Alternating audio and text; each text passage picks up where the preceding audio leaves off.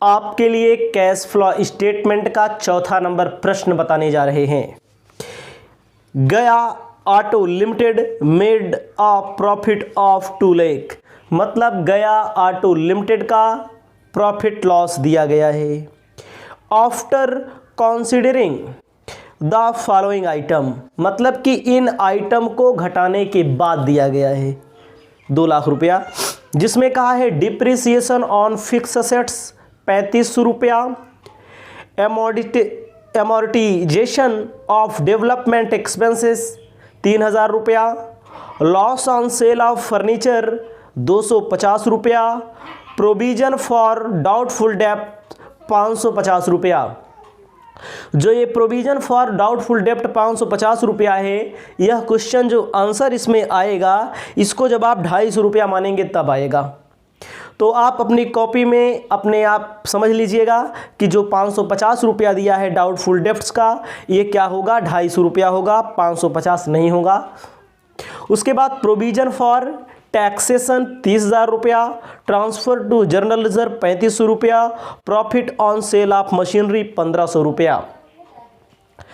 The following additional information is also supplied you, मतलब कि additional information दी गई है जो करंट असेट्स और करंट लाइबिलिटी से रिलेटेड है, जिसमें डेटर दिया गया है 6,000 7500, creditor 5,000 7500, bills receivable 5,000 4250, bills payable 5,000 4,000 3,000, outstanding expenses 2500 2000 और प्रीपेड एक्सपेंसेस 100 रुपया और 150 रुपया। आपको याद रखना है, हमारे द्वारा जितने भी तथ्य बताए जाते हैं, जितने पॉइंट बताए जाते हैं, आपको हमेशा हमेशा के लिए याद रख लेना है। सबसे पहला काम आपका है कि मैंने आपको बताया है इनडायरेक्ट मेथड से सॉल्व करो। इनडायरेक्ट मेथड से जब सॉल्व किया जाएगा प्रश्न, तब आपके लिए आसानी होगी। पेपर में 99% इनडायरेक्ट मेथड पूछता है और आपके लिए आसान भी इनडायरेक्ट होता है। ठीक है, आपको क्या रखना है, सबसे पहले मैंने बताया है क्वेश्चन में नेट प्रॉफिट दिया हो, उसको नेट प्रॉफिट को सबसे पहले लिख देते हैं। नेट प्रॉफिट क्वेश्चन में देखो दिया गया है सबसे ऊपर 2 लाख रुपए का, दूसरे वाले कॉलम में लिखना है। कुछ आइटम ऐसे होंगे इसमें जो ऐड किए जाएंगे, कुछ आइटम ऐसे होंगे इसमें जो लेस किए जाएंगे। ऐड का मतलब जोड़ दिया जाएगा, लेस का मतलब घटा दिया जाएगा। जैसे गैर रोकड़ हानियां, ऐसी हानियां जो गैर रोकड़ हों, उसे हम क्या कर लेंगे, जोड़ देंगे। जैसे दिया गया है डिप्रिसिएशन, डिप्रिसिएशन क्या करते हैं हम लोग, जोड़ देते हैं। डिप्रिसिएशन ऑन फिक्स असेट्स, आप लोग साथ लिख लेंगे तो ज़्यादा अच्छा होगा।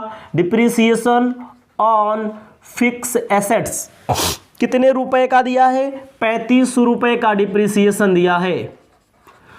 उसके बाद दिया है डेवलपमेंट एक्सपेंसेस, ये भी गैर रोकड़ हानि होती है। डेवलपमेंट एक्सपेंसेस गैर रोकड़ हानि 3,000 रुपया ऐड कर लेते हैं। उसके बाद loss on sale of furniture 250 रुपया, loss on sale of furniture 250 रुपया ऐड कर लेते हैं। उसके बाद प्रोविजन फॉर डाउटफुल, यह 550 है, 550 ना लिख करके अगर आप 250 लिखेंगे तो ज़्यादा सही रहेगा। अगर आपके पास साहित्य भवन पब्लिकेशन की बुक है, कोई भी बुक है, तो आप सीधा 550 लिखिए, मिस प्रिंटिंग से कोई मतलब नहीं, जो आंसर आएगा वही माना जाएगा। लिखेंगे provision for doubtful debts, provision for doubtful debts, provision for doubtful debts जो दिया गया है 550 रुपए का। उसके बाद दिया गया है provision for taxation, provision for taxation, provision for taxation 30,000 रुपए का। उसके बाद दिया गया है transfer to general reserve,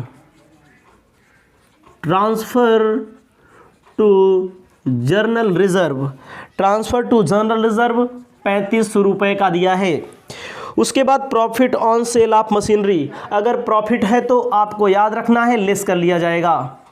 profit on sale of machinery, profit है तो लेस कर लिया जाएगा 1500 रुपया। याद रखना है इन चीज़ों को ऐड कर लेंगे ऑपरेटिंग एक्टिविटी के अंतर्गत। उसके बाद मैंने आपको बताया है, क्या बताया है, याद रखना, संपत्ति का मूल्य घटेगा तो जोड़ लेंगे, संपत्ति का मूल्य बढ़ेगा तो घटा देंगे, और दायित्व का मूल्य बढ़ेगा तो जोड़ लेंगे, दायित्व का मूल्य घटेगा तो घटा देंगे। याद रखना है चालू संपत्ति से रिलेटेड। ध्यान दीजिएगा, दिया है डेटर, क्या दिया है, डेटर, डेटर 6000 रुपये का पहले था, अब 7500 का हो गया। डेटर संपत्ति है, चालू संपत्ति है, चालू संपत्ति का मूल्य बढ़ा है तो घटा दिया जाएगा, यानी लाभ हुआ है तो घटा दिया जाएगा। डेटर अब 7500 का है, पहले 6000 रुपये का था, 1500 क्या कर दिया जाएगा, घटा दिया जाएगा, क्योंकि बढ़ गया है, चालू संपत्ति का मूल्य बढ़े तो घटा देंगे। क्रेडिटर पहले 5000 रुपये का था, अब 7500 का हो गया। क्रेडिटर, क्रेडिटर दायित्व है, दायित्व का मूल्य बढ़ गया है, दायित्व उल्टा होता है, दायित्व का मूल्य बढ़ गया है, पहले 5000 का था, अब 7500 का हो गया, यानी कि दायित्व का मूल्य बढ़ा, तो इसे हम जोड़ लेंगे, क्योंकि दायित्व हानि होती है, चालू दायित्व हानि होता है। उसके बाद बिल्स रिसीवेबल, बिल्स रिसीवेबल पहले 5000 का था, अब 4250 का हो गया। बिल्स रिसीवेबल चालू संपत्ति है, चालू संपत्ति पहले 5000 का था, अब 4250 का हो गया, यानी कि 750 का घाटा हो गया। उसके बाद दिया गया है बिल्स पेबल, पहले 4000 का था, अब 3000 का हो गया। फायदा है, बिल्स पेबल पहले 4000 का था, अब 3000 का हो गया, ये फायदा है। बिल्स पेबल चालू दायित्व होता है 1000 रुपया। उसके बाद आउट स्टैंडिंग एक्सपेंसेस पहले 2500 का था, अब 2000 रुपये का हो गया। आउट स्टैंडिंग का मतलब होता है काम करवा लिया है, यानी कि उधार काम करवाया है, किसी से पैसा बकाया हुआ है। पहले 2500 का था, अब 2000 का हो गया, पहले 2500 का था, अब 2000 का हो गया, 500 रुपया घाटा हो गया है, मतलब 500 रुपया फायदा हो गया। दायित्व तो जब घटता है तो फायदा होगा। प्रीपेड एक्सपेंसेस पहले 100 का था, अब 150 का हो गया है। प्रीपेड एक्सपेंसेस, प्रीपेड एक्सपेंसेस पहले 100 का था, अब 150 का हो गया है। 150 माइनस 100 यानी कि 50 रुपये का फायदा। ध्यान दीजिएगा, चालू संपत्ति और चालू दायित्व तो आपको आने चाहिए। मैंने आपको बहुत बताया है, अगर आपको चालू संपत्ति चालू दायित्व तो नहीं आता है तो जो हम बता रहे हैं उसको देखते चलिए।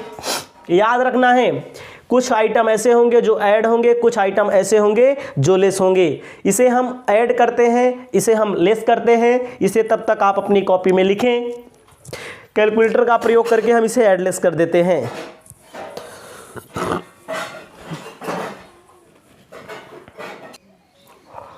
आपको ध्यान देना है, इसको ऐड कर लेना है और इसको लेस कर देना है। ऐड करते हैं 3500 रुपया, 3000 रुपया, 250, 550, 30,000 रुपया प्रोविज़न फॉर टैक्स है, प्लस 3500 रुपया, प्लस 2500 रुपया, प्लस 750, आ रहा है 44,050। 44,050 जोड़ लेंगे, 2,44,050 माइनस कर देंगे, 1500 3,000, 1500 4500, 4550 माइनस कर देंगे, 4550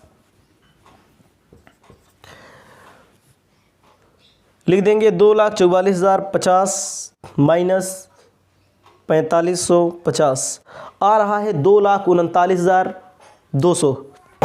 इसमें आंसर दे रहा है 200, इसमें आएगा 500 क्योंकि वही अंतर है, यही डिफरेंस। 2,39,500। इसे आप अपनी कॉपी में लिख लो, cash flow from operating activities. ये आपका चौथा नंबर क्वेश्चन सॉल्व होता है। इसके बाद आपके लिए लेकर आ रहे हैं 5वां नंबर क्वेश्चन।